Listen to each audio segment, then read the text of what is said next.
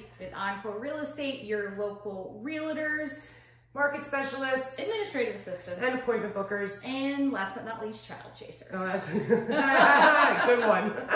Got to make sure we don't screw up anything in the house. So today we're on video 3 of our Home Buying 101 series, talking about the offer. So we're already through the other 2 steps. We found the house, you love it, you're so excited, you're ready to put in the offer. Now what? Okay, so Sarah and I broke it down into like 7 things, major things, most common things that you would want to consider, you know, and talk with your realtor about before putting in the offer.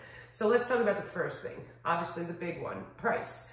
So with your realtor, you're going to decide what offer you would like to make on the house. And what your realtor would do is we are going to look at all the recent homes that have sold within a mile or 2 of your house.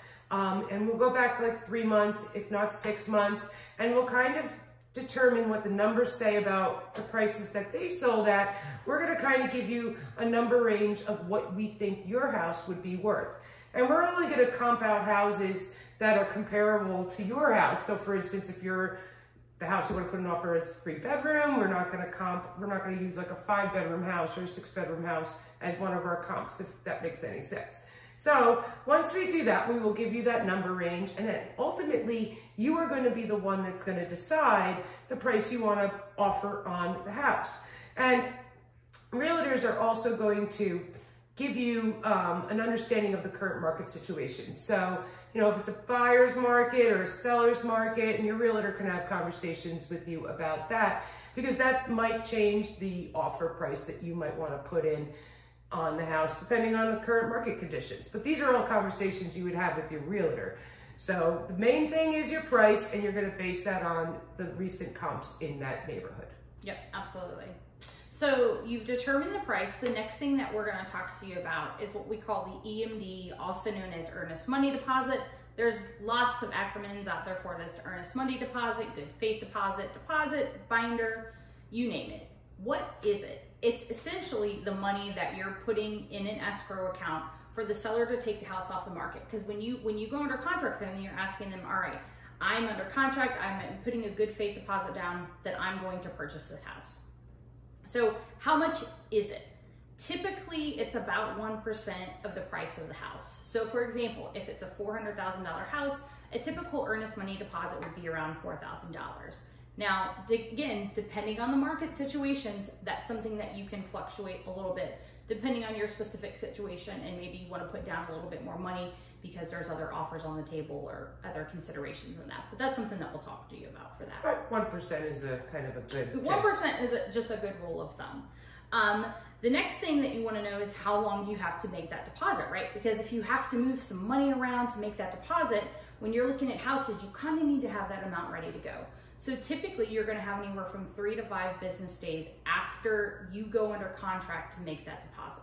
So it's important to have that cash kind of liquid and not somewhere that it takes you a little bit to access it if you have it in investments or whatnot. Next up in the contract, in the offer that you want to make, that you want to consider, is your inspection period, also known as the due diligence period.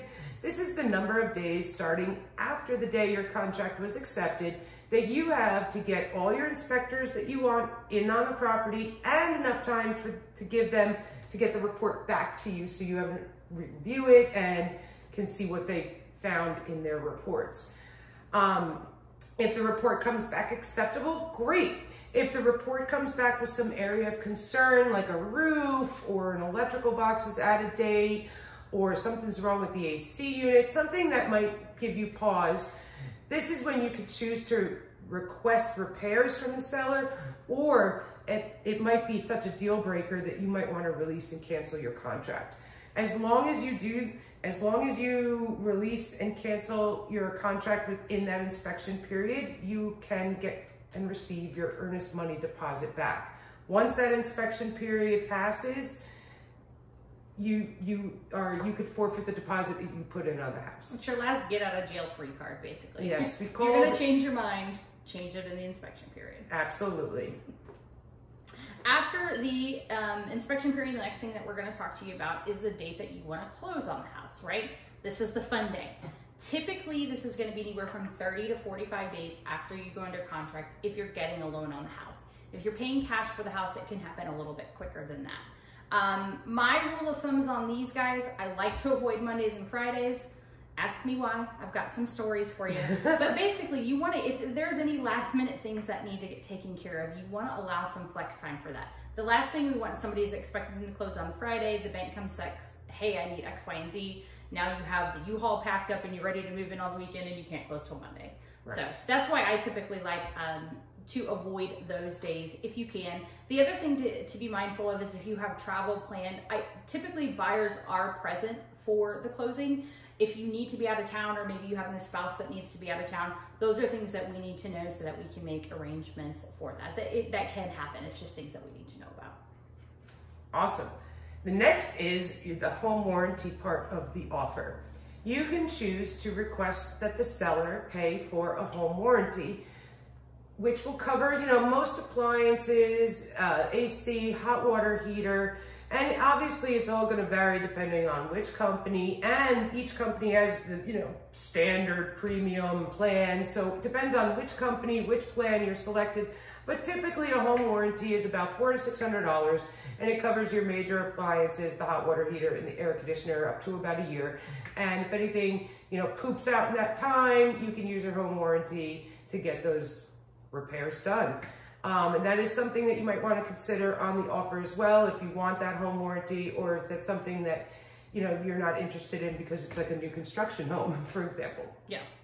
All right, so last but not least, I hope you guys are staying with us. We're trying to get through this all as quickly as we can, are the additional terms. So this is where you're going to specify anything that is not already in the contract. So the contracts we use are standard, put together by the Florida Realtors. But what's not in there, for instance, is let's say you need some closing cost assistance on your house. Let's say maybe you need $6,000 in closing cost assistance for your house.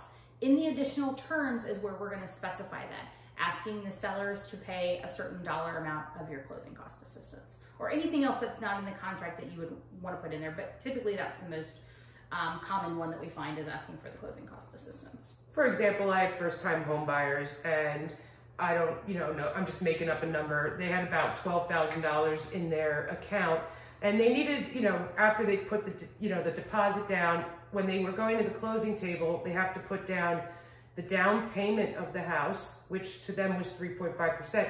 But they also had the closing costs, and they were too scared to give up a lot more money and then have and drain their bank account. So what we did was we asked for the sellers to pay $5,000 in my buyer's closing costs in that additional terms. Yep. Negotiations. So this is kind of the wrapping it all up. So we've talked about all the terms that we're going through. So keep in mind, once we put all these terms that we talked about into the contract, it's our turn to negotiate it. But keep in mind with this, that what we put together is just an initial offer. The seller has three options with this. They can accept it as it is, they can reject it, or they can counter your offer. And there's so many situations, and it is impossible to list all of them. But let's just start off with a few, just give a couple examples so that everyone knows what we're talking about. For example, you put an offer in and the seller comes back and they want you to waive the home warranty. Well, we just talked about the home warranty. Is that something, $400, $600? Is that something that you're willing to waive for the house that you want to buy? So that's something that you can consider. And another one is inspection period. Oh. So also on the home warranty, it's also something you can choose to pay for and not ask the sellers to pay for. So if the warranty is still important to you, you can still get it. Oh, yeah, you're right. Yeah, you can still get it. You just might have to pay for it yourself.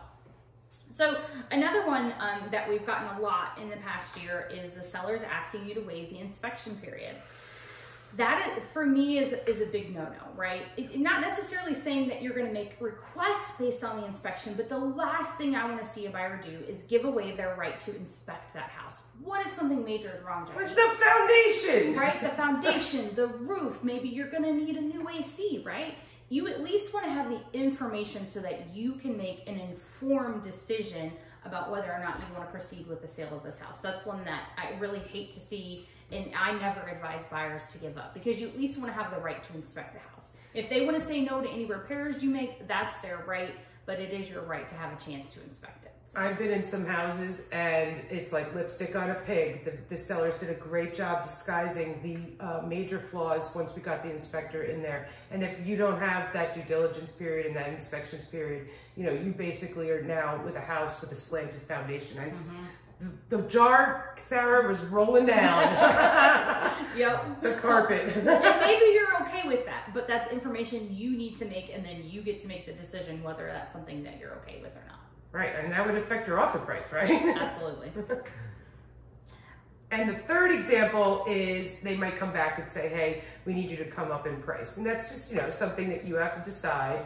You know, you put in an offer of $380 and, you know, and they want you to come up to $400. And, you know, that's obviously a decision. And that's kind of like a common back and forth of negotiating the contract. But I just want to put it out there too, for people that are afraid of negotiations and stuff, just realize you're just talking to your realtor, and your realtor and you and your realtor are going to have these conversations. Your realtor is doing the negotiating. So don't feel like you have to like do all this powwow back and forth with somebody. That's our job. Yep, that's our job. You can leave it to us. Just let us know what you're willing or not willing to do is the most important. Right, you're the boss. Yeah.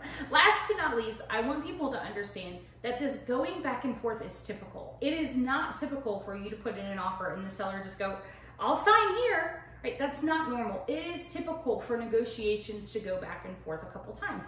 That's part of real estate. So understand that. Don't feel offended if the buyer comes back and says, hey, look, we liked your offer, but we'd like you to come up $5,000 on the sale price. Okay, great. Now you get to make the decision. Maybe you counter them back and say, hey, we'll come up $2,500. That is completely normal for a real estate transaction. I know some people really shy away from that, but like Jackie said, we're here to help you. We're here to negotiate for you. And I think it's important that you just know that it is typical so you can anticipate that. Absolutely. So I guess in closing to videos number 3 is just remember, everybody, real estate is not a one-size-fits-all. And if you have any specific questions about anything we discussed in this video, you can ask us the question in the comments below. And also, if you have any ideas of a video that we should be putting out there to help people like you, you know, also put that idea in the comments below. We love idea generating to help everyone out as much as possible that we can. Yeah, we do this every day. We're here. These videos are here to kind of help you guys to understand the process. So we really appreciate you guys watching. Be sure to like, comment, follow, subscribe, do all the fun stuff at Belkey Sells, at Jacqueline Veloce. And we'll link it below too. So thanks for tuning in. Have a good one. Bye.